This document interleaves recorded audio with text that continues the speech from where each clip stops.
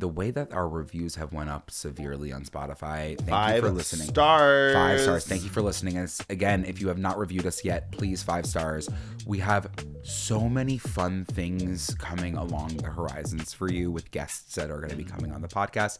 So I hope you're looking out for it. And don't forget to spread the word to your friends. Let your friends know, please. Especially if they're queer. Let them know. People were talking a lot about the Beatles. They were talking about a lot about the Beatles nonstop back in the day, but no one's talking enough about Fifth Harmony and the fact that they're getting back. I haven't really seen a lot of people post about it or talk about it. But you're going to tell me Camila Cabello is back? It's like, this is, if we decided to stop this podcast and we had the delusional belief that separately we would go farther than the podcast would, eventually we would say, guess what, you guys? We're back. But it is really beautiful that most of them had a successful career. Well, successful is a very interesting term to use because I think that Normani had a few hits and I'll always give her that, but then she never made music again. And she just announced an album, which is very interesting. Oh.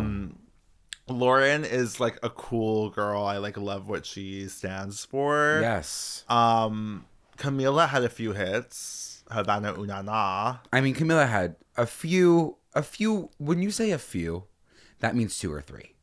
Camila had multiple. Name them. All right.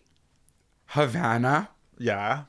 We already had that one covered. She's saying, what's the one that's like, oh yeah, don't go. Don't go yet. Don't go yet. That one. That wasn't really a big hit. Well, I would say that like to some. To you and I. To me. She also had like Senorita. Come On with Sean. Who? That's another one. He's taking a break for mental health purposes. Oh my God. So I actually think I should do the same. You've always been a harmonizer. I've always been a harmonizer, and I will say their first tour, I'm going to 3 different locations. Have you ever seen them live? No, and I think that it would change my life. I'm sure it would. For better or for worse. A good children.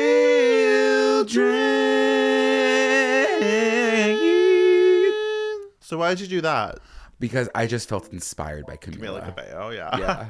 Hey guys, and welcome back to Good Children, the podcast for hosts Joe Hedges and Andrew Muscarella.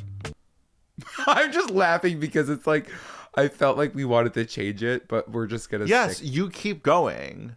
And Andrew Muscarella, reflect on the 22 years. But it didn't last time. We had like a changed tangent. The whole thing. It was literally like, yeah, we've been friends. Okay, we could just go back to the regular one. Hey guys, and welcome back to Good Children, the podcast for hosts Joe Hedges and Andrew Muscarella. Reflect on their 23 years of friendship. Growing up in the late 2000s. Early 2010s. And all of the nostalgia. Trauma. And study abroad experiences that there are. So let's just immediately address the elephant in the room, and it's that I have a hip injury. And I feel even closer to Lady Gaga than I've ever felt before. So you feel closer to Lady Gaga, but not me? I've always felt very close to you. Even though we sit like 8 feet apart on this podcast. And even when we're in our own confines of our own apartment, we're 8 feet apart. At all times. At all times. Yeah. Wait, we're 5 feet 2 inches apart. Is that your height? No, that's Lady Gaga's. Oh my God. So walk us through like what's going on with your snapping hip. How did this happen? So it's interesting that now snapping hip has become like the subject of multiple episodes of this podcast. I never thought it would happen to me. And when these sort of things happen, you don't know how to take it. But I've been doing some rowing and some treading and some heavy lifting, pounding the heavy metal at the gym, to quote Michelle Visage. And I've been noticing a hip issue for a couple weeks. That came to a head this weekend. Mm-hmm. And at this point, my right hip is snapping, similarly to your, I believe, right hip. Yes, my right hip. It's snapping, and there's almost an intense pain that I could only describe as what I imagine arthritis feels like. Oh, yes. I feel as if the cartilage in my hip joint is gone, and it's bone on bone. Well, that's what I think the snap is. I think it's Shut bone up. to bone. No, it's like there's something that's it's like your IT band. Yeah, that's like, ugh. It's just like coming Why are over we skeletons? And back. And it's, well, we all are skeletons, and that's a wake-up call for all of our listeners. It's a huge wake-up call. Because sometimes we forget. We forget we're made of bones. Yeah. I don't know who's forgetting. Well, some. And I was thinking about this recently. That were made of bones? That were made of bones, and the bones necessarily aren't very different. But I've been living under the impression that I just have the biggest bones. Well, because it's always been an easy deflector. It's always an easy deflector to be like, oh, I'm not fat. I'm just big boned. And when you really get down to it, I'd like to see the scan of my body. You're just like Kim Kardashian. Because she's always going under a scan of Yeah, sorts. she's always, I feel like one celebrity who loves to get scanned is Kim. And when I do have the money, I'm going to be getting scanned nonstop. And she's always like posting, she's like, guys, my body fat percentage is under 2%. I'm like, you can keep this to yourself, girl. Like, who is this helping? She's always like, getting checked for cancer. And I'm like, okay, you have the privilege like every 2 months to go under the scan. It's just constantly, she loves medical procedures. But I mean, back to the medical procedures that we need, and we're going to need a joint double hip replacement. Yeah. Well, double, I don't know. Right now it's just single, well, but I'm only 27, so. Well, I was saying to you recently that I feel like my hip has been snapping because over the 27 years of my life, it's as if though I've ran a marathon. Yeah. Because one marathon, you've walked enough to constitute one marathon. I think walked years. And like jogged and like played some sports. Total though, it's total, like 32 miles. Joe, are you serious? I'm just wondering. I'm 26.2. But yes. Who cares? I haven't done one. No, I know you haven't done one, but I would like to. You can't. You literally can't. I'm sorry. If you have a snapping hip, like I know I need to be put to rest as well for multiple reasons. So you're allowed to do the marathon, but I can't. No, I'm saying that I shouldn't do the marathon either. And if I say that to you that I want to do it, we really need to say we can't.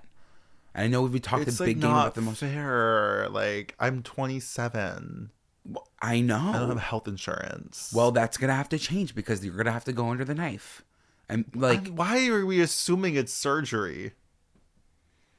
Because there's only so many snaps that can be had before. But I've been snapping a lot less than you've been snapping. You've been snapping left and right for months now. Oh yeah, for at least 6 to 7 months. I've only snapped for a week, not even a weekend. Buckle up. No, because I'm not going to be you. I'm not going to do a snatch game. I'm not going to snatch to snap. You've been snatching and snapping all over this country. Yeah, all over the world. Coast to coast. All over the world. I started my snaps in London. And I took my snaps back to New York. And then snatched all the way over to San Diego. And you know what? That's fine. I just need a massage. I've been dying. Joe, I know. I've been dying. And I would love someone to lay their hands on me. Problem with me is I haven't had a massage since. Oh. Since not only a hand, but a tongue was laid on me. Yes, since the massage of the century. The massage of the century, that if you don't know that story, listen to the Sloppy Seconds episode or listen to the Patreon episode about it. But I think about it pretty fucking frequently. I would also think about it. I would think about it too. PFF. I only had one experience like that, and it was when I was 16 years. Let's not go through it. What? I'm kidding. No, I'm actually not, because it's like, I definitely believe, yeah. No, I know. Like, definitely cover your mouth. And I probably should cover mine as well. What? Yes. What just came out of your... What are we going to talk about? I didn't want to have to go there. And I didn't mean to go there. But I definitely believe that when I was getting massages back in high school... Weekly. Because I was a member at Massage Envy. Whoops. There was a masseuse. I had a masseuse. And I was laying on my back. And, like, the thing about me is, like, I can't stay soft during a massage sometimes. It's just like hard during a massage. I mean, well, I can't, it depends on where my head. I was there. Where my head goes, mm-hmm. my head also goes. So it's a lot of thinking. But so I did get a little bit. And then what? So it was like a lot of massaging, and then he got to the groin and went across my leg. Well, across your third leg. And that's not normal. I don't think that's normal. And you were hard beforehand? But yes. So he could tell that you were hard? I think so. I don't know. You had a towel? Oh yeah, I was under a blanket. I can't believe I said that. I can't believe that happened to you, that it's never been brought up before. I know. It was so casually brought up 10 minutes into the I agree. Australia study abroad episode. I completely agree. And now we're just gonna keep going. But I don't think it was anything on his behalf. Like, I do believe that, like, it was him, like, he didn't even realize that he was doing that. Okay. So yeah, anyways, I would like to get a massage again. So that got really crazy really quick. So what are we talking about today? Today we're talking about why you should study abroad in Australia. And for those of you who don't know, which you do because I say it probably every fifth word, is I studied abroad in Australia. And Joe recently also had an Australia trip. I studied abroad in Australia in many ways. And you did. And there are just so many different stories, experiences, and reasons why you should go down under. I'm gonna kind of take the reins this episode, if that's okay, and ask you some questions and get the full scoop about your Australia trip. Please, rein me in. For context here, if you're new, we both have special relationships to the country and continent of Australia. Yeah. Andrew went there for 6 months. I'm in a long-term relationship with an Australian. Which by association, I feel like you're also in a long-term relationship with an Australian. So Andrew, let's put ourselves in your shoes at this time. And they were wide. Double wide. Well, yeah. And we all know what that smelled like. Continue. So let's put ourselves in your double wide smelly sperries. It's 2017. Yes, correct. I believe. Let's talk about your emotional state. Oh, well, my emotional state, I was fully in a relationship with Jessie. A woman. Yes, correct. Because you were. I was straight. Right. We started talking in June. We started officially dating in December. We went to... Whoa, slow burn there, huh? Yeah, well, I mean, because it was the summer, and then we got back to the semester, and then Even we took... so. Yeah, it was a few trips to the Cheesecake Factory before I decided she was the one. What's the best item on the Cheesecake Factory menu? The crispy chicken costoletta. Okay. A period. Sorry, keep going. It's okay. And this was like December 10th. I was going abroad in February. And I'll tell you another thing. The 2 songs that I was listening to on repeat before I left... Wide Open Spaces. Who doesn't know what I'm talking about? And the next song, which is weird. Was it Callum Scott's Dancing on My Own? No, but it should have been. It was That's the Way It Is. I was ready to GTFO. Yeah. And go down. So what made you choose Australia? Because there's so many options. You could have chosen Europe. You could have chosen... Italy, yeah. Yeah, like what made you choose the great nation of Australia? Well, this was a question that I was asked actually a lot. Yeah. Because people were a little bit confused as to the reason that I was doing that. Because if you looked at me, it wasn't necessarily like I was...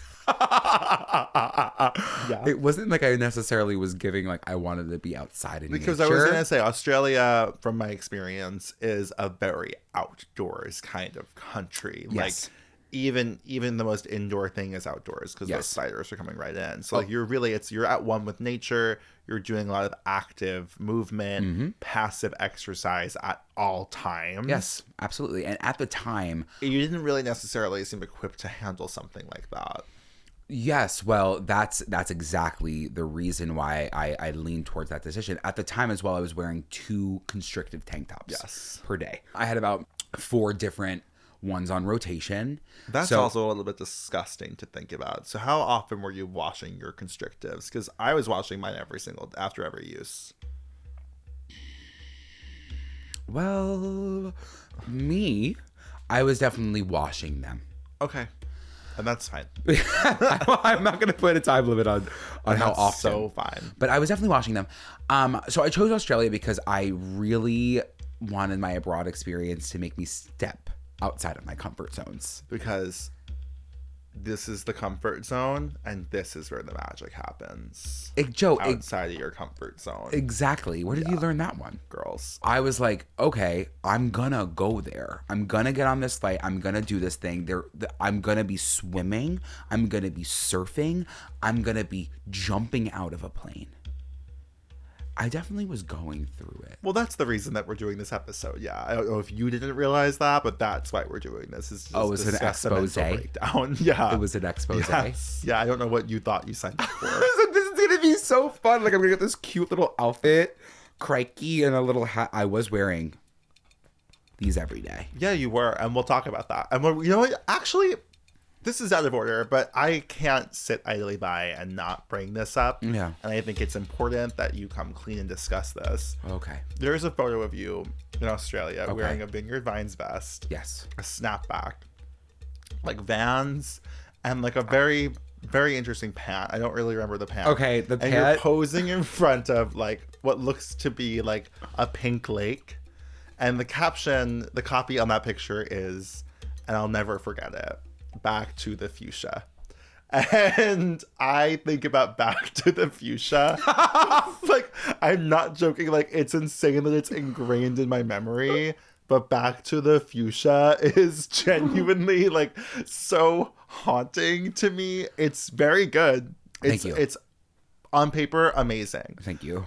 But it's about the person in the picture. That's what's really perplexing me the most. Okay, so before I get to the person in the picture, I do believe that abroad experiences are an opportunity for you to get really creative with your captions. And you were posting more than you post now. Oh my God, yeah, I was posting non-stop. Yeah. And it was either like Back to the Fuchsia, but then towards the tail end, it's always like dropping back into your lives, like... It was always ending with it was like you were teasing a launch of something. It always, because like that would get people. It's like, yeah, always and you would ending post with a picture like you were a normal person in college. Like you had no platform. No platform. And you would post a picture and it would get like 200 comments and everyone would be like, I'm freaking the fuck out, I love you, I can't wait to see you. Like it was like literally like Blackpink was in your area every single abroad post. It was insane. It was to me. My engagement was high. It was nuts. It was nuts. It was like the platform that I had, it was insane. It was like 100% engagement rate. The person in that picture, because at the time it was definitely warm, and you got to think about that. Bundled. You were bundled the house down boots. I was bundled the house down boots and a Vineyard Vine vest with a short sleeve shirt. I know exactly. It was not short. It was long. Oh my God, it was the long sleeve Vineyard Vines, the white one. Yeah, and you had glasses on. I had glasses on, and the pants that I was wearing at the time, they were the Old Navy joggers, and I swore by them because I had a few of them in different colors because they were tight around the quad, loose around the calf, and you know I loved that. Yeah, I loved that. But then they definitely split. They split a few. I would say 3 out of 4 of them split at the seams because there's only so much a pant can take, and I get that. I was probably doing splits. Back to the Fuchsia. That picture was so severely edited. And that's the other thing we're going to talk about. Joe, it was so severely edited to a point which I was freaking out after I posted it. That was the worst feeling when you realize after posting a picture that you face-tuned yourself into a different person. It wasn't even myself. And yes, I was... Well, mama. And sister. We're going to show some pictures of my edited faces. It wasn't even just bod. It wasn't even just your body, T. It was also your head. It was my head. My head got so small. Your head was like literally like a pin, a little tiny pin with eyes. Yes. And it was like I went through about 15 procedures. It was like, how can I give myself a jaw in every single photo? And the tiniest cranium you've ever seen. Yeah, I was giving small head, big body. Jaw. Yeah. Small head, big body. And that picture wasn't even the fact about my face that I was worried about. Fuchsia. Joe, it was the fuchsia. Because Fuchsia was that fucking lake wasn't even pink. Like, oh, that was the stinkiest lake. You wouldn't know because it was all up Back to the Fuchsia. It was all about Back to the Fuchsia. And like, that's what you don't see when people go abroad. It's like they post a picture and sometimes it stinks like shit. It smells like stinky eggs. It stinks like the eggs that I made fun of for. Okay, in kindergarten. My roommate, John, he was like, Back to the Fuchsia. And I was like, John, can I take that? He's like, yeah, obviously take it. It felt like I struggled. Okay, so let's get back to being serious here. So you sign up. So you're dating Jesse. You're saying goodbye to Jesse on Valentine's Day because you're going to Australia. Yeah. So you take your flight. And let's talk about the flight to Australia for a second because I think a lot of bitches want to say that that's a difficult flight to make. And I don't think it is. I think it's a difficult flight to afford. I think absolutely. it's stupidly expensive. Absolutely. But I had a really good time on my flight to Australia. Because I'll tell you, if you're comfortable with yourself, you're comfortable with that flight. Well, neither one of us is comfortable with ourselves in any regard. I agree.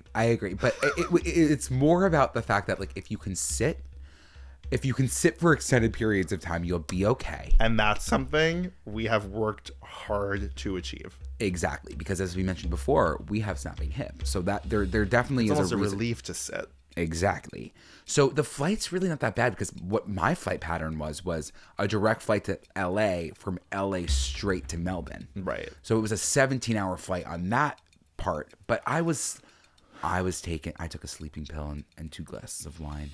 I flew from New York to New Zealand. So that was my main chunk of my flight. That was like 17 and a half hours. I had a great and lovely time. I will say I watched the Fantastic Beasts and Where to Find Them movie franchise. Who decided that why the fuck do those movies exist? And You didn't like them? Full offense to Eddie Redmayne, it was just such a boring ass, dry ass, like pointless movie franchise, and that anger fueled me for the whole flight. Oh, you were angry on a 17-hour flight? Kind of, but I also, as you know, and as some listeners know on Patreon, I had that full row to myself. It was an empty flight. It's like, seems to be like you just luck out like that. I luck out with flights because I go into them with the lowest expectations of all time, but I also go into them being like, I know I'm going to have a good time. Yeah. And I had a great time. That's really nice, because you want to know how my flight went? You want to know how my flight went? Was it bumpy wumpy? Well, it wasn't bumpy wumpy, Joe. I was in the last possible row of this big ass double-decker plane. The last row. I would say it's about 8 hours into the trip to Australia from LA. Since I'm in the back row, there's like sometimes a little bit of commotion. People are going to the bathroom. Not this time. All I heard was, "She's down! She's down!" What? I turned behind me. There was a woman on the floor, down on her back, out cold. The flight attendants are rushing over, tending to her. She passed the fuck out. That was me. Yeah. That almost happened to me on that flight. She passed out. I'm now in the action. But how do you do that? Do you pay attention to the action, or do you continue watching Call Me By Your Name? You know what I mean? And I had to choose one of the options. And you chose. Yes, and she had a daughter. A young daughter. How young? 3, at Shut least. up. I mean, I don't know up. the daughter's story. Shut up. 3 years old, watching her mother on the floor. Is the mother okay by the end of this flight? By the end of the fight, yeah. But it was about an hour of my experience as well that everybody was in on, that she was being tended to health. And this is another thing. Like, I understand. And I don't know what her story was. Maybe she was dehydrated, maybe it was something. But she was out cold. That wasn't even the problem. The crying babies. We gotta get noise canceling headphones, because I don't care about I don't have those. I think that that's something that if you're going to pay to fly to Australia or take any long flight, a noise canceling headphone, maybe you hear the baby, but you barely hear it. I feel like I had my skull candies. Were they noise canceling? Probably not. Okay. Do you think skull candy was noise canceling? I don't know. Skull Candy had its moment. It did. It had its day in this. I let that moment last a little too long. Skull Candy, like, they were like a more budget friendly headphone, right? Yeah, because it was like Skull Candy or Beats. And like Beats was the superior option. I think you had Beats at that point, Andrew. I might have actually had my Beats. I think you had your Beats. I loved my Beats. I never liked my Beats. I never felt like they like worked the way. I think my head's too big. My head was too big for a beat. It was beating down on your head. Yeah, I needed the face tune. Yeah, you did. I needed to tune it. But I had that beat down, and I loved them. They were noise canceling, but still, even if I was wearing a noise canceling headphone, I don't remember the headphone I was wearing. It was still, the commotion was too much for me to handle as I'm drugged up. Right. Anyways, that was my experience. And did I get up once on that flight? No. No one told me to get up. I got up. I know. I did get up once to go to the bathroom. One time. And I wasn't wearing compression socks. You only got up one time in 18 hours? Yeah, it was shocking. Because That's the thing just about me, strange. Think about me. I'm going to sit. And I don't want to get up. And especially if I'm on a plane, like if I had no reason to get up, and even if I got up, the bathroom was right behind me. Yeah. So it wasn't like I was The bathroom walking. is right next to me on my flight, though. And I was there every 5 seconds. But I had people a great were time. doing laps. Some people were doing laps, and Smart. I understand it, but I was like, "Can you guys sit down? This isn't a jungle gym. This is a plane." Yeah, people do act like it's a track. Yeah. Like it's a 4-lane track, but they had a point because I got off and I was heading into summer and I was leaving the winter, so I had pants on. When I landed and I took those pants off, oh, listen, these legs, they didn't look like legs. They looked like I needed to be put in a hospital because the swelling was extreme. I was pushing the limits of my skin. What? You know what I mean. Swollen legs. Oh. My knee to ankle, you couldn't decipher. You're kidding. I swear to God. I swear, I wish I had a picture of the legs. People were like, Andrew, that doesn't look good. And then it made me think, do I have like some sort of blood circulation issue? For sure. Yesterday, I put my shoes on in front of you. And it was my normal shoe. I just had a day out. I went to brunch. My shoes barely fit on my feet. I said, my feet are so swollen. Why is everything in my body swelling? I'm sorry. Besides the things that I need to. I don't want to diagnose you. So where are you going in Australia? Melbourne. You're studying at? La Trobe University in Bundoora. It is a miracle to me that you studied abroad in Melbourne and then I stayed in Melbourne. Like I got to see the same places that you studied abroad that you've talked about for years. And even though you didn't contact me once on that trip, I still felt your spirit with me the whole time. We've covered it. I wanted you to experience, but I was thinking the entire time while you were there, it's like you are walking in the footsteps that I once walked. Yes, I saw La Trobe. You saw La Trobe? No, but I saw like you saw like the offshoots, like the ones in the city, and like signs for La Trobe and things like that. Yeah, but the thing about Australia is once I landed, it was about 100 degrees. When did you get there? February. I was double tanked up. DTU, double tanked up down under, is actually one of the worst things I could possibly imagine. And let's just talk about double tanking for a second. Yeah, let's talk about it. If you're someone who is living under the oppression of a constrictive tank top or any sort of shapewear, Spanx. And like, listen, I don't think there's anything wrong with wearing shapewear for a special occasion. If you're wearing Spanx to wear a dress on a night out, but if you're wearing Spanx day in and day out under a t-shirt to be camp counselors, there is something like, and I mean this with kindness, there is something wrong with you. Yeah, and at genuinely, that time, that's, you know what I mean. Like, there's no other way to put it. Mm-hmm. You are deeply mentally ill. Because it was like, I got off that plane. I needed to make sure that 2 tanks were on, and I had a t-shirt on. You know the one, the floral black, the black and blue one from Old Navy. Yeah, I know the one. With the snapback, because I just recently got those Vans. They were snapback Vans. You were in a really interesting era fashion-wise. Definitely interesting era fashion-wise. But I was wearing those shirts, and I had to wear the tank because, one, it absorbed the sweat, which was so sad because it was 100 degrees. So you can only imagine what I was keeping in there. Anyways, we get assigned our buildings. I get assigned my building. We're all living in like single rooms, which is really nice. I got to live in my own little room in Australia. The people on my floor didn't fuck with me. They didn't fuck with me. Why? They would make comments on my weight.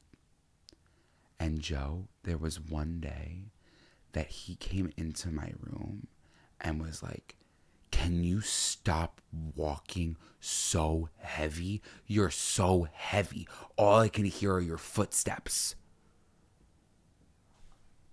Think about this.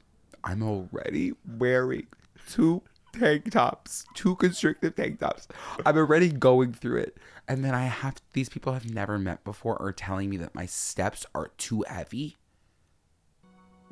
I had to get the fuck out of there, and I got the hell out of there. So I, in my broad experience, had to go to the public, like their housing department, and say, I need to move rooms. They were mean. They were so mean. They would say all these like snarky comments.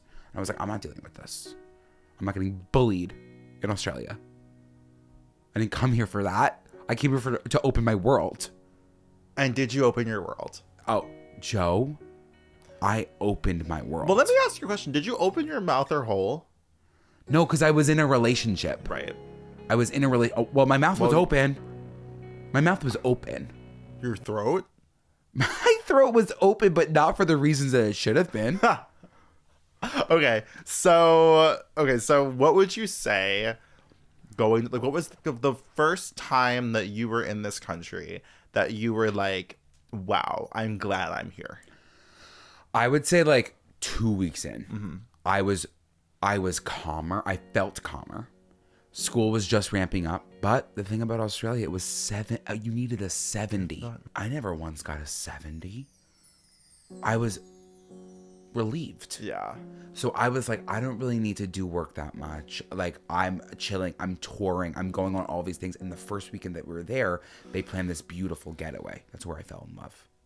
With whom? A man.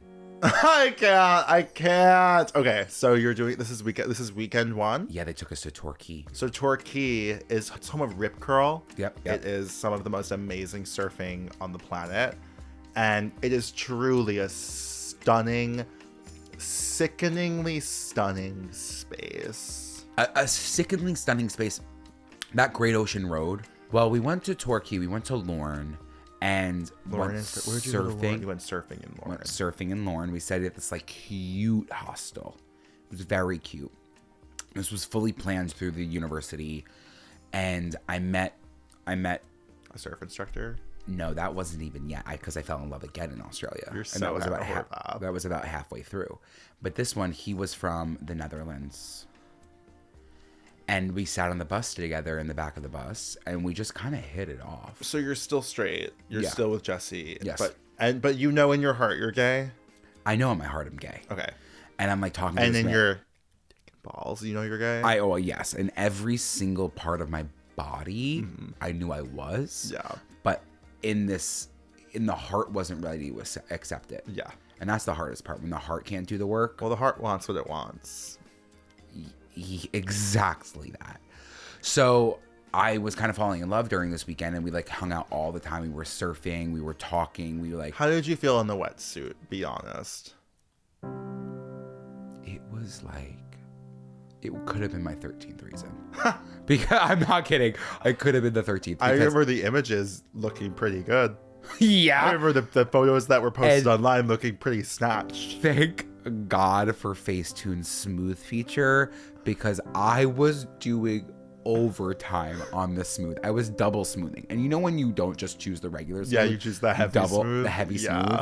You know that's when it's getting crazy. And I was heavy smoothing that and snapping that waist in so it looked like I was just one block with no definition. Like a Hemsworth. Otherwise, it was going to look like I had a few squashes on me. It was like hip, boom, bam, boom, ba. Don't you wish that you just didn't give a fuck? Joe, yeah. I don't know about your relationship. I know that like last week I said that my relationship to my body is the worst it's ever been. But since then I've had a few salads and mentally I feel better. But I'm at this point where I'm like, I'm back to being like, what fucking, like, if you're in Torquay, Australia, you're doing surf lessons, you're never going to be this young again, and you're sitting there caring that you have rolls on your body. Like, who gives a fuck? Who gives a fuck? No, and then that's the reason why I want to go back to Australia really badly is because when that time I was there, I wasn't ready to experience it, and I'm really upset with the way that I treated my mental state and my body. But yeah, being in a wetsuit, although being in a wetsuit was kind of like, I wish I could walk around in a wetsuit every day.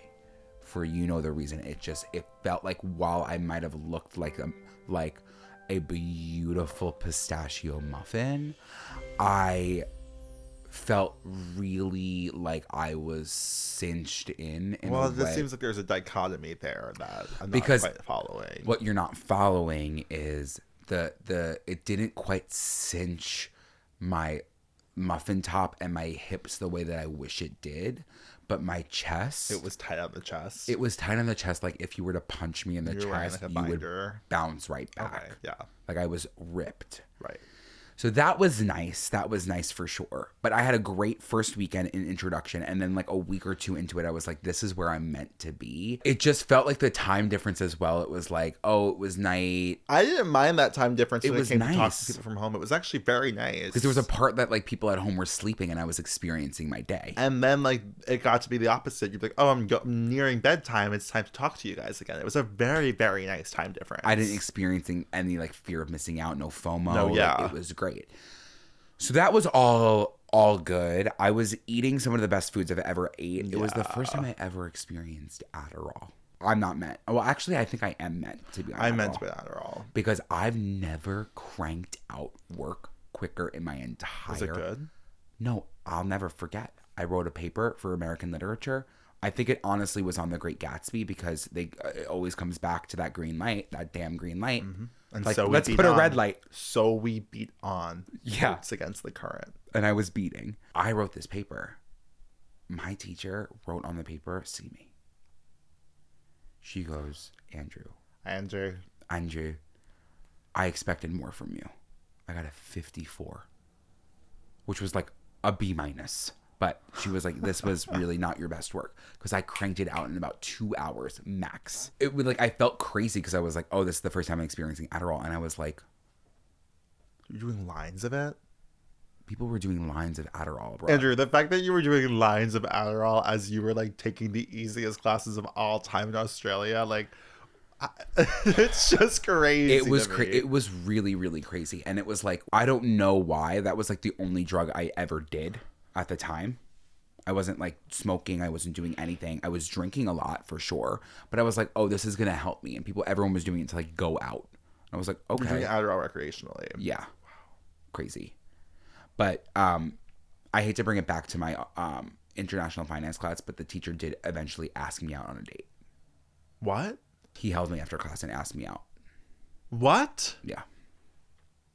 You're learning a lot about me this episode. Isn't it so crazy? It's like the listeners know as much as I do about you. Because he was like, definitely, I never knew if he was like hitting on me in class or not. And then it was getting to the end of the semester and he was like, Andrew, can you stay after? And I was like, yeah. He was like, well, I know that you're like wrapping up soon. I would love the opportunity to like take you out in the city and like let's like go around together and everything. And I was like, oh yeah, well, okay, well, I'm thinking that I'm probably gonna have some things to do. And it's crazy because in the moment you're thinking, I'm not doing well in this class. This could help me out. This is my extra credit. Well, this is the whole problem with power imbalances in sexual relationships. I know. And I felt it for the first time. And I was like, whoa, this is the only class that I'm not going to like. You're like, I'm this hot piece of meat twink. This twink. In Australia, that's like so like foreign to everybody. Yeah. So I'm like, yeah, like he's into it. It never worked out that way. I'm glad. And yeah. I didn't necessarily do well in the class, but I'm happy I didn't sleep with my professor. At the same time, wouldn't that be a story to tell? It would have been such a good story to tell. This is insane. I'm sorry. Like, I just feel like suddenly, like, you are Hannah Horvath and Girls this whole episode. It's actually crazy. Adderall, propositions from professors, falling in love with a surf instructor. We haven't even gotten there yet. We haven't even gotten there yet. No. Okay. Well, this is an interesting point in the episode to really sit back and think about what so far the benefits were from this experience for you. Yes. And I think that the benefits for me was that before I got to this location, I was so tightly wound. I was so stressed and anxious about being perfect at everything, and like would be in the library, leave my phone at my dorm room and lock myself in the basement for hours. And now I was like writing a paper in an hour and a half, 2 hours, getting a 54 and being like, all right, we're going out to the club tonight. And you know the music we were dancing to. Well, this was the time, and I've said this to you before, where no Kygo song was safe from a GoPro study abroad experience. None. It was the amount of Kygo songs behind water splashing videos.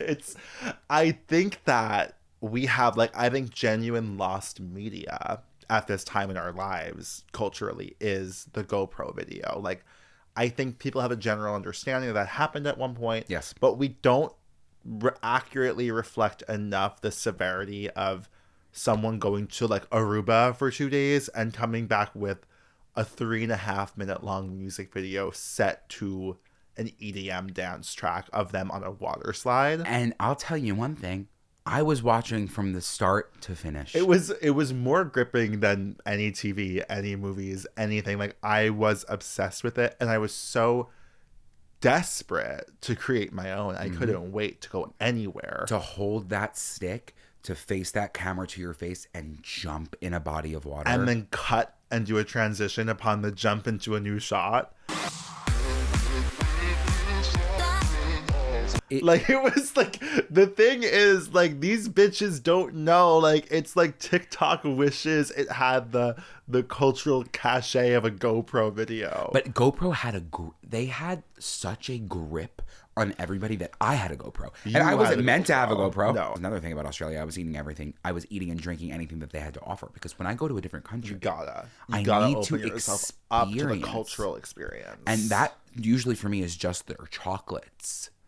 Their chocolates in Australia, they are pretty good. Joe, they're so their little lolly good. Selections are pretty incredible, amazing. And like, it was also like, we don't really have Cadbury the way that Australia and England has Cadbury. No, and I've heard that many times. Yeah, and their Oreo chocolate bars, like I would eat them. I think I brought about 15 of them back. I don't know if I gave you one. Their chicken parma. Pardon me if you're from Torquay. Yeah. A parma if you're from Melbourne. That was the thing. There were some cultural differences. They're putting ham on their chicken parmesan. And that's fine. And it's fine. And that's not my business. It's not my business, but they served it with fries, which I honestly enjoy. Like. And I do think they have really good Italian food there. There's a big Italian huge Italian population. Yeah. And it's no wonder that Chef Curtis Stone hails. And because Curtis Stone is like... Curtis Stone. First of all, Curtis Stone was my sexual awakening. Yeah, he was really... Because, again, you see that man's face and you can see what he does with a knife. And you can see how he handles a shrimp. Meat. Watching Curtis Stone season a shrimp told me I was Massage. Gay. Yeah. Yeah, so like Curtis Stone, like, thank you for existing and thank you for being from Australia, and like, whoa. Well, they have really hot exports. I mean, it's kind of remarkable how many hot men come from Australia and how many talented women. Kylie Minogue, Nicole. And that you don't really. I could name many more, but I am. You don't. Need I can only name white women, and I don't really want to do that. So I'm going to stop it there. Australia, like, I definitely was spending a lot of money, and I can recognize that it wasn't a lot of my own money. I was asking my parents for money, and I was very privileged for that. Hannah Horvath. And I did work that summer as a camp counselor. I had a little bit of money to go to Australia, but I definitely was like running thin. There was this one trip that everyone goes on when they go to Australia. Where'd you go? It's called One Fish, Two Fish. But we started in Brisbane. And we made our way all the way up to Cairns. Along the way, we went to the Australian Zoo. And that's where I experienced Bindi Irwin. From side stage, I was backstage for Bindi Irwin. Why? She was amazing. The zoo itself was really incredible as well. I'm not going to lie. And I know we're not like big zoo heads, but like seeing what's his name? Robert Irwin was the one that was wrangling the crocodiles. I had no idea that Steve Irwin's wife, which I'm so sorry that I'm calling her that because I know she's much more important than just being known as Steve Irwin's wife, but I can't think of her name right now. I didn't know she was American until recently. Wait, me either. I like had no clue until I watched, like, I was in Australia watching them on some program. And I heard her speak, and I was like, wait, Ross, she's American? And he was like, yeah, he married an American. And I think maybe Bindi did, too. You couldn't help but feel the presence of Steve while you were at the zoo. I couldn't help but feel the presence of Steve in that whole country. Did it bring an ennui? Did you feel an ennui? I did not stand at his grave and weep. Oh. He was in the water. He was in the sky, you know? You're right. What died didn't stay dead. He was alive in my head. You're so right. I And, felt like, actually like grateful for his existence. I agree. And it's like, for so long I was thinking, fuck that stingray. But then I took a step back and I said, you know what? That stingray needed to do what it needed to do. Andrew. And no, what does that mean? I didn't mean it should have killed Steve Irwin. And I think that Steve Irwin should have still be alive. And I think that he would be thriving and still have an incredible program and have done some good things. But I also believe that that stingray was just very scared. I think that Steve Irwin Pushed would be his very limits. No, I'm not trying to talk shit about this dead man.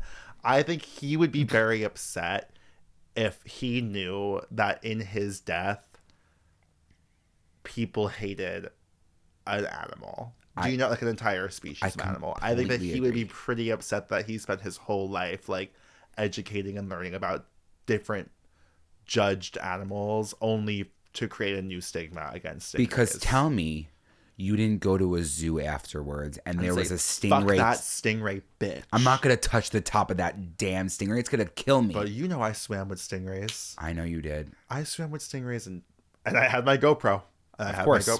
And I remember them saying, just be careful not to step down because they have their barbs and they could kill you. But just shuffle your feet. You got to do the stingray shuffle when you're at the beach and you're a stingray. You got to drag your feet and they'll swim away. But they had that barb and I held one like this. Barb right here. Could have been me next. Oh, I'm miserable. What died didn't stay dead. You're alive in my head. We could do a tribute for him. But anyways, this trip, it was leading. It was I was experiencing my highs. I was going on all these beautiful excursions. Is this the flight? Yeah. Whitsunday Islands, gorgeous islands, beautiful crystal clear water. This is where I met the love of your life. Are you still dating Jesse? And you can say these things. Yes. And it's different. It's complicated. Human relationships are complicated. So at the time, actually, yes, I was still dating Jessie, but it was coming to a close and I was freaking scaling up. Yeah. I was like, oh my God, I need to break up with her because she already had she had a flight booked to come visit me in June. So I was sick that she was coming to visit. And I was also saying to myself, I can't do this to her. Because were you like being a little faggoty now? Well, Joe. Well, always. But I mean, yes. like, were you like a little more like loosey-goosey? I was definitely a little bit more loosey-goosey. Oh my God, at the time, I recently came out to some people as bisexual. And I'll never forget the first time coming out and saying I was bisexual. I was sobbing uncontrollably, but it was really easy for me to say it to somebody who I wasn't as close with at the time. Or like didn't really know beforehand. And I'll never forget Alex. She was the one that I came out to first. And she said Diva Cup. She was like, yeah, I know. We know. She was like, bisexual? We're gonna lead with that one? Bisexual? You're gonna do that? Along the way, I was starting to tell more people. And I told my roommate, John, who was gay, and also her best friend. And he was like, okay, well, like, what do you want to do about that? And that's when I had a breakdown. I was like, well, I think I want to break up with her. So then I did. And but I'm sorry, we're still at One Fish Two. Sorry, I'm all over the place. We're still at One Fish Two Fish. We're still at One Fish Two Fish. And you're spending, you're slaying, you're slipping, and you're swimming. And I was falling in love with this surf instructor who was the lead of the trip. He was one of the leaders, and he kept telling us he was 22 years old, and at the time I was 21. So I was like, okay, he's a little bit older than me. That's amazing. That's really sweet. And no one tells you that when you're going out to the Great Barrier Reef, it's the worst experience literally ever. Like, everyone's in the back of the boat throwing up. I never get seasick. It's the roughest ride on the way there that like you're like genuinely ill. I was throwing up the entire time on the way there, and then they like throw you out and they're like, okay, we're scuba diving. We went scuba diving. Something about me, I won't do that. Yeah, nor should you. Like, it's a beautiful experience. I'm happy that I got to experience it, but like I've realized that I'm also the problem. Like, I'm killing the reef. I've just seen too many deaths, Joe, surrounding scubas. And thing about me, my biggest fear is drowning. My biggest fear is drowning. I know, because you're like Natalie Wood. Yes, I'm very much like Natalie Wood. Thank you. My biggest fear is drowning, and they're like, I've never gotten a certification to scuba dive. About that you have no idea who Natalie Wood is. No, and I said thank you, and I appreciated it. So they put us in the swimsuit, in that little like tight one, you know, the wetsuit. They throw some flippers on. They put a tank to you. They put your goggles on. I can't. I've never been underwater like this before. that we have a guide along the way. I'm also like, at the same exact time, if you're not breathing normally, you're gonna die. Yeah. Because you can't hyperventilate. I was like sick to my stomach that I was underneath this water and at any moment I would just be dead. The next day, we're in Cannes. I had a coupon. We had a coupon. No, you're kidding. We I'm got- really proud of you for telling this part of the story. Yeah. Thank you. Because it's, you live and you learn. We had coupons for a tattoo shop. And there was 4 of us. And I wasn't in charge of deciding what I wanted it to be.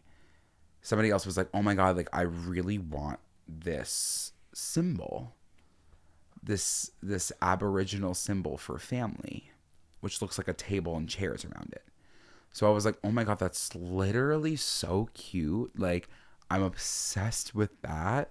We should all go get them. So at the time, I was definitely, and you're not supposed to be drunk. And you're not, and you're also not supposed to be a little bit high. I was a little bit You high. were smoking pot? Because the love of my life was smoking. Is that how you started smoking? When did you start smoking? You skipped that part of the story, Andrew. Yeah, he was like, you just try it if you want to try it. And we were like hanging out alone. This is the thing about me. Like I always find myself in situations where I'm like hanging out alone with like a straight man because he wants to be friends. And I'm like, that's amazing. And like, let's be boys. But I'm thinking like, this is amazing. Like I will do anything for you because I'm sick. So he was like, yeah, mate, you should absolutely get a tattoo. So I'm like, oh, he wants me to get a tattoo. Like, that's so cute. I'm going to get the tattoo. So we go to the tattoo shop and we're all laid down on the table and we ask, because I was like, I also didn't know at the time. I was like, is this, I'm appropriating the culture. So he laid us down all on the table. We all got our tattoos and now I still have it on the side of my body. You showed off to the camera. I didn't mean harm. I didn't, I still have it on my body. So there was moments that I'd like, I want to turn it into something else. And then the next day after I got my tattoo, I did 3 things. I jumped out of a plane. About 3 hours later, I bungee jumped.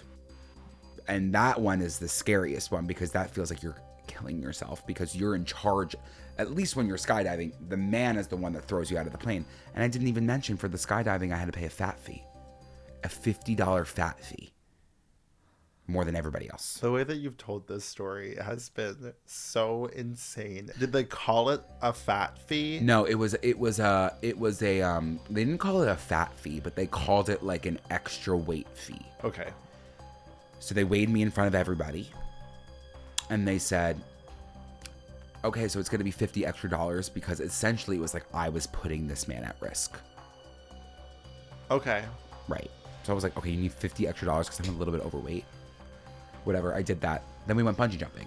Oh, for bungee jumping, by the way, speaking of weight, this was a blow by blow. They wrote your weight in kilograms on your hand in a marker because when you went up there, you had to show them what your weight was so they knew what bungee to put on you. Joe, I was the only one in triple digits. Triple digits on my hand. Everyone else had double digits. So it was like wearing the scarlet letter walking around with 3 digits on my hand for my kilograms.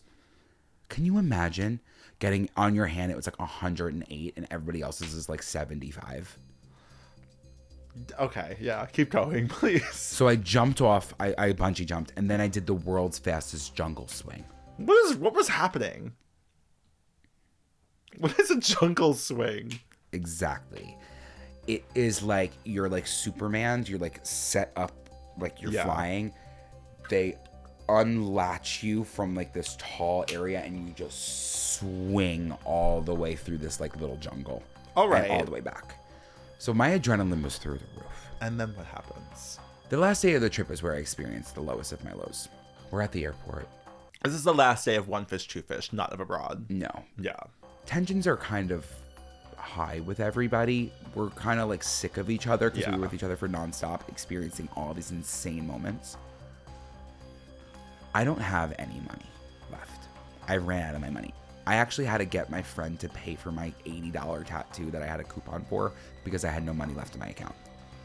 And there was still a point in my life where I was like, I feel bad asking for more money. We got to the airport. They weigh my bag. It's overweight. I had to pay $100. I didn't have $100. So I was asking the woman, I was like, please, I don't have $100. Is there any way, like, I can take out clothes? I can do something. Like, what can I do? What I can do? She was like, sorry, like, you can't bring that bag on the flight unless you have $100. These were, like, all my clothes.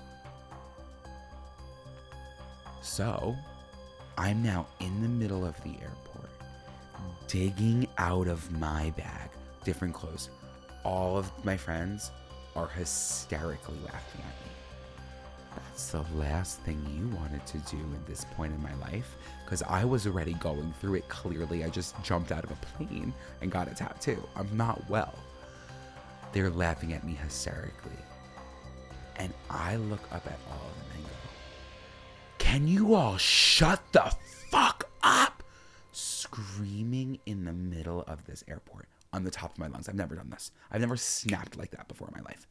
Because I asked them if they can give me money. And they said no. Well, it was $100. Yes, it was $100. And I understand that. But I didn't have And you're walking a around choice. in your little vineyard vines. I know. I didn't have a choice. My parents were sleeping at this point of the day. So no one could give me money. So I was freaking the fuck out that I'm going to have to stay in Cairns with my bag because I couldn't get back. I couldn't pay for it. And no one was willing to give me money. Eventually someone was willing to give me money, which I'm very thankful for, and I gave them money back, obviously. But it was the lowest of lows, and then I went through it. Okay, so let's set this up. So you're back from this trip where you did some of the most insane high endorphin, high dopamine, high adrenaline things you've ever done, and you did them all in one day. Yes. Full adrenaline in a crazy, crazy way. Mm-hmm. So you're coming down from that. On that come down, you're hit with you're fat, nasty, and broke. Fat, nasty, and broken, and still in a relationship that I need to break up with. Yeah, her. well, that was coming. And then on top of all of that, the biggest bottling surge underneath all of this is I am gay. Mm-hmm. I have a girlfriend. Yep. And she's coming to visit me in Australia. Correct. And I have to come out or break up with her. Yes. Before June. Yes. And this is what time? This is, what do you mean this is in May? Okay. So you get back to the Trove University. Yeah. So she's coming back. She's coming. How many weeks? In about 4 weeks, 4 to Okay. 5 weeks. I didn't really recognize. Not to mention, I'm sorry, you've developed a habit of doing Adderall. Yes. You started smoking weed for the first time. Yes. You're binge drinking a lot. Correct. And you're doing poorly in your classes. Correct. In some classes because of the Adderall. Yeah. Okay. So I decide after my depression in the room to like really. But what was the depression in the room? We haven't even touched it. So I stayed in my room for about a week because I was broke. And I just like was annoyed with my friends. I was like, was everyone like going out and doing things and had money? Yeah, and had money and was like experiencing it and whatever. And I just like felt like it was like, oh, this sucks. Like I just got to get back. Like this has been too long. Like I don't want to be here any longer. I'm not having fun anymore. I was listening to some sad ass music. I was only watching like Remember Me. The first time I watched Remember Me.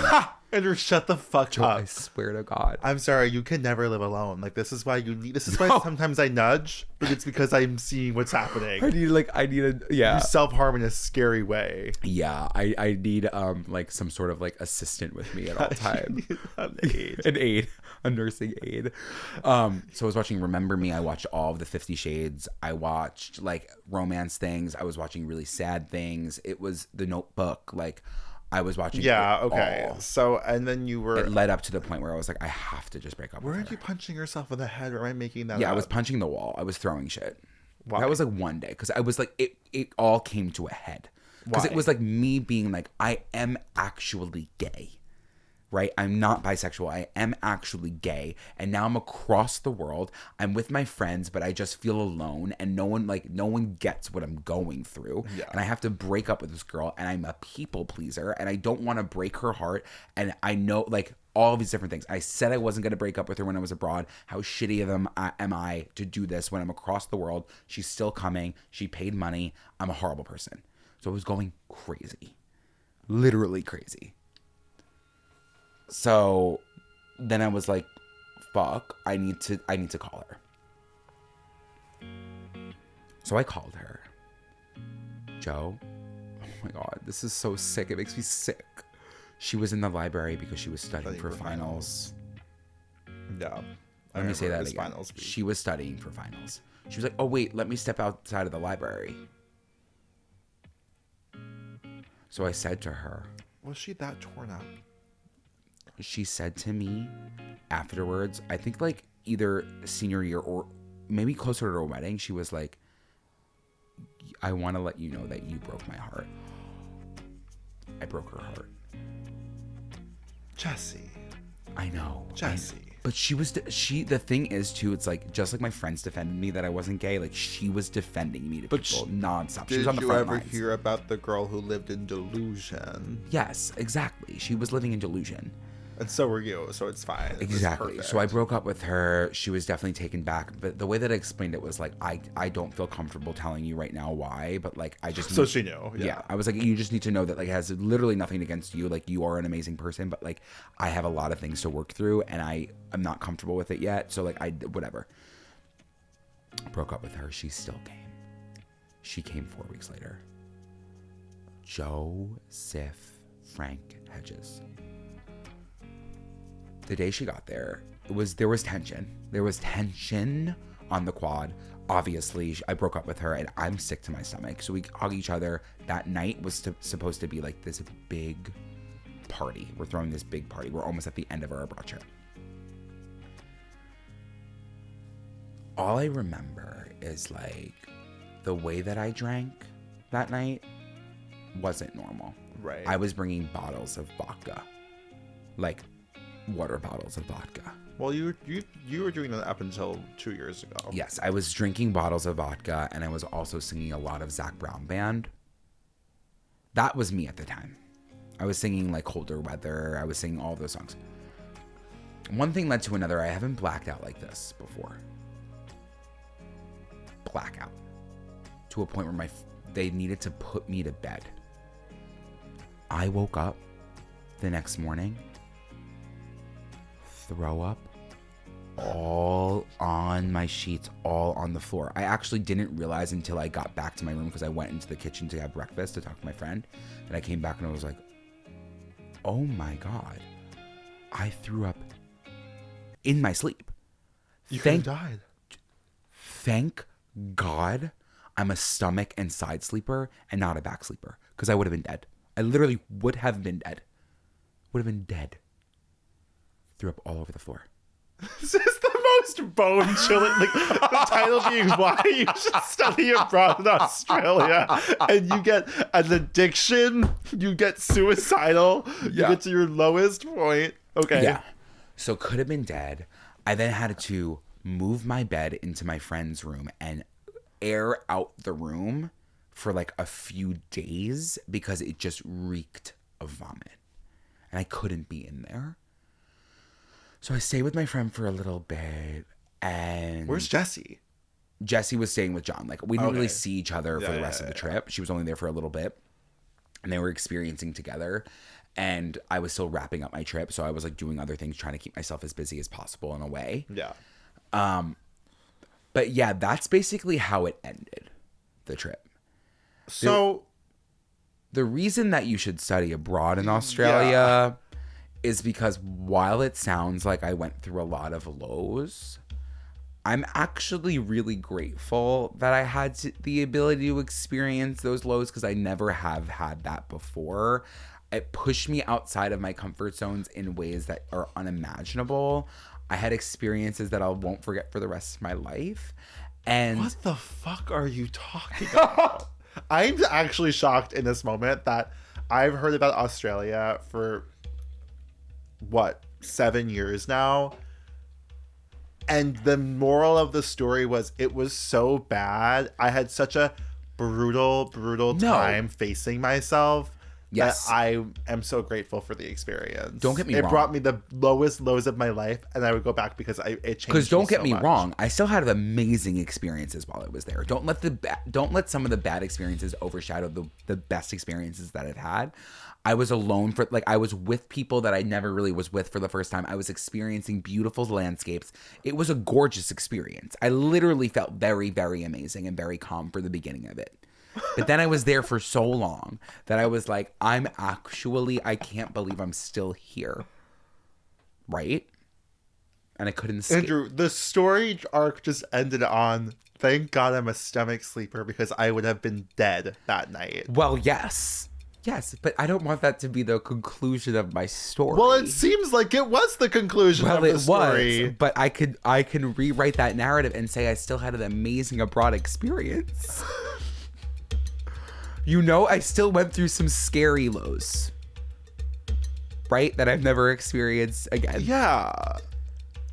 But it was like, again, I transformed. I came back different because I experienced those lows. And yes, in the time it was horrible, but then I came back and I learned so much about myself. I had to, not that I had to be there, but I came back and I was like, I'm gonna come out now. I'm coming out. I came back and I was like, you know what? I was driving myself into the ground when it came to grades. And yeah, I didn't really do that well when I was abroad, but who cares? I was there and I was like studying finance, and then I came back and I was like, I don't want to do that anymore. I came back and I was like, but you kept doing that for the rest of the year because it was my last semester, and then I didn't go into finance. But then I came back and I was like, you know what? I do like adventurous things. I had fun when I was doing those things, but just because it was a depressive state, because I came at the forefront of all of the things that I've been avoiding for so long, because I couldn't get away from that any longer, I learned genuinely so much about myself in a crazy way.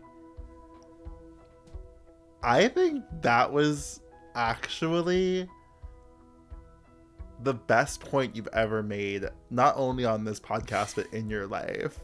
Like, I really was just so fully moved by what you just said. And I think you needed to say that for yourself. I did. And I think it applies to much more than just studying abroad. Yeah, correct. I'm actually almost moved to tears in this current moment. I'm very proud of you. Thank you. And that's why when people are like, come, and like, it's the cliche when you go abroad and people are like, it changes you. But it literally does, because you are alone and away from anything that you know. So you have to learn how to cope, and you might get to scary lows, but like, that's why you have other people around you to talk to. And I was able to navigate the situations. I was able to come out on my own terms. I was able to accept who I was by being so far away. And I think at the time I really did need that. So yeah, maybe that's why you should study abroad in Australia. Yeah, I mean, that's exactly why. What a journey. Thank you so much for sitting down and sharing your story with us today. Of course. Thank you for allowing me to speak it. Of course. And you spoke it with so many twists and turns. I feel like I just watched a movie. You know? I feel like I just watched Remember Me. It's all to say, crikey. What does that mean? I think it's kind of like, zoinks. Yeah. I gotta go back. You understand now. You understand what the experience was like, and I came clean and I had an amazing time. But I was also like, I just want to feel free. Yeah, it's crazy. You go to the gay bars, you didn't like see any of Queer Australia. No. Yeah. It was literally, that's the first place that I downloaded the apps for the first time, but I never got to experience and you got back, and then one thing led to another, and you found me. Yeah. Lost and insecure.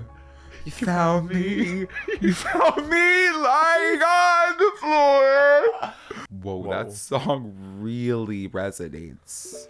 Thank you guys so much for tuning into this episode. I'm so grateful that we got to chat and, give you a reason to check out Down Under and just experience all that the country and the nation has to offer you. And if you're willing to have fun and step outside of your comfort zone, if you don't like bugs and you don't like birds, maybe it's not the place for you, but maybe it's time to get over those fears and you can have the ability to just really live with them. Good point. I mean, I handled those bugs. Those bugs handled me, and I've dealt with it. And you're not going to die. And people are going to tell you, like, yeah, those bugs can kill you. Fuck every bitch who pretends Australia is scary. We live in Guntown, USA. Literally. Like, there's, like, you're afraid of a fucking spider? There are school shootings every day in this country, and we're afraid of Australia? Grow up. Grow up. Stop acting like a little fucking bitch. You brought up a good point. You know what I mean? It's much more dangerous to live here than it is to live in Australia. I completely agree. You're not sleeping in the outback. No, and the birds might attack your head, and that's okay. What birds were attacking your head? The magpies. Those are bitches. They're bitchy. Yeah. The cockatoos, they're just really fucking annoying. The cockatoos are cunty. The magpies are bitchy. Because they're so protective, and if you go anywhere near their nest, and you don't know where they're fucking laying their nest, like, you don't know. If you go anywhere near their nest, they will go to the lengths of attacking you, which they did to me, and I had to drop down to the floor because they was on my head. And it was already at my low. So fuck the magpies. You know where to find us across all platforms at Good Children Pod. Don't forget to do your homework. Like, comment, subscribe, rate, review. And we'll see you next week with a brand new episode. And if you have the chance to buy that flight to Australia, do it. Lost and insecure. You found me lying on the floor at La Trobe University. Surrounded.